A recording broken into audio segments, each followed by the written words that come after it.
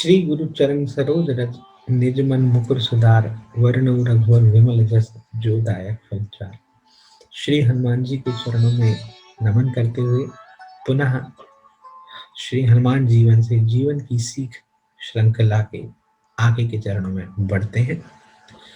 मित्रों, आज हम हनुमान जी के चरित्र से जो जीवन प्रबंधन के सूत्र विषय पर चर्चा करने वाले हैं वो उनका एक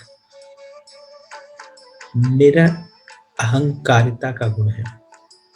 उनका ऐसा गुण जो सब कुछ करने में समर्थ होने, सभी शक्तियों से सुशोभित होने और असफलता को सफलता में और असंभव को संभव करने के स्वरूप के तौर पर सक्षम होने के बावजूद भी स्वयं में अभिमान या अहंकार की भावना कभी नहीं होता। यह उस उदात्त चरित्र की जैसा है जहां पर दीपक स्वयं तो जलता है लेकिन उसके अंदर कोई अभिमान नहीं होता कि वो दूसरों को उजाला दे रहा है। श्री हनुमान के जीवन में ऐसे अनेक बिंदु हैं जिनके माध्यम से हम देखते हैं कि सर्वसमर्थ और सभी स्थितियों में समय परिस्थितियों को अपने नियंत्रण में परिवर्तित करने की क्षमता रखने के बावजूद स्वामी श्री राम के उन पर सभी स्थितियों में सबसे अधिक स्नेह होने के बावजूद स्वयं की शक्तियों पर, स्वयं की स्थिति पर कभी अभिमान नहीं करना, यह एक ऐसा गुण है जो निश्चित तौर पर बहुत आवश्यक मानवीय गुण है। यूं तो मनुष्य का स्वभाव है कि थोड़ा सा पाकर बहुत मदान्त हो जाता है। जिसको मद नहीं हो सकता वह मदान्त नहीं होगा। और जो हनुमान जी के चरित्र में है वो यह कि कोई भी कार्य असंभव नहीं है, कोई भी कर्म पराकाष्ठा तक करने की शक्ति और स्वयं के द्वारा किए गए कर्म को ईश्वर को समर्पित या प्रभु की इच्छा मानना, यह वो गुण है जो उन्हें निरअहंकारी या अहंकार करने से बचाता है। बचपन की स्थितियों को अगर छोड़ दें तो बचपन की उन स्थितियों जिनमें उनके द्वारा उनकी बुद्धि पर कोई विशेष नियंत्रण नहीं था के अलावा उनके जीवन में और अनेक युगों में यह देखने को मिलता है कि उनके द्वारा अहंकार की भावना का त्याग कर दिया गया। अहंकार की भावना का त्याग कैसे होगा?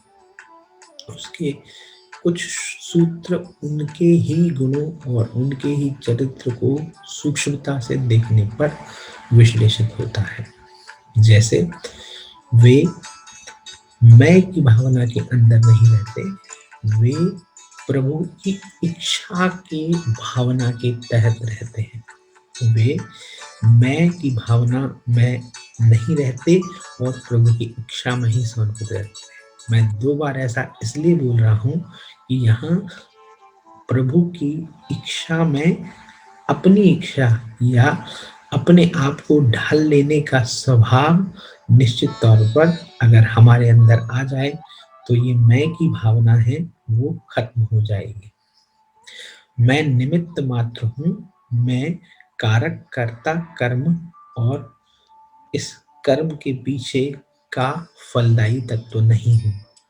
दूसरी भावना, मेरे नितांत में मेरे कर्म में जो कुछ मुझे उपलब्ध होगा, जो मेरी क्षमता है, उस पराकाष्ठा तक मैं उसे ईश्वर इच्छा समझकर फलीभूत करूंगा, क्योंकि कर्म करना मेरे स्वभाव में है और मेरे हाथ में है।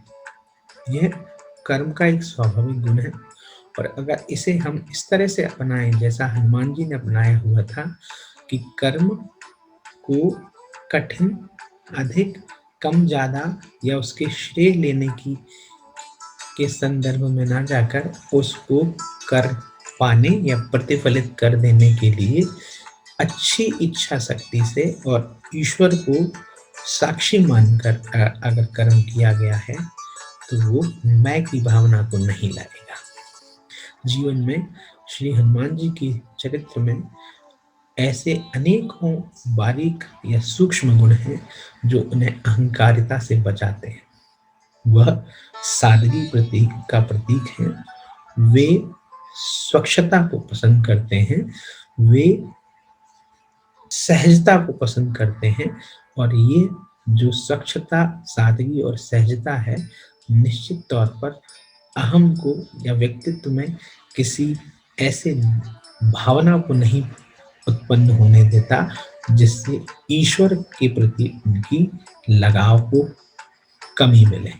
जब मनुष्य ईश्वर ये सत्ता में विश्वास खोकर मैं या अहम की भावना को पैदा करता है तो विनाश पैदा होता है।